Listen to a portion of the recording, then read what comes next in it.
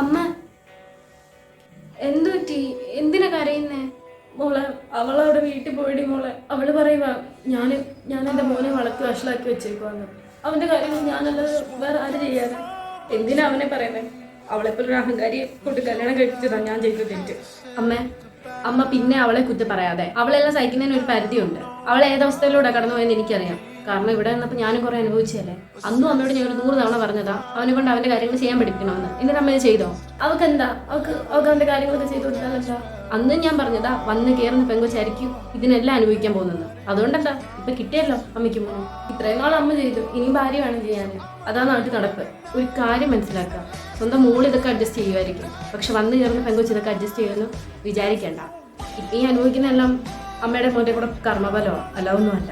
ഇടയ്ക്കിടയ്ക്ക് അമ്മ പറയുമല്ലോ എൻ്റെ മോനെ എന്താ ഞാൻ ഇങ്ങോട്ട് വിടാത്തത്.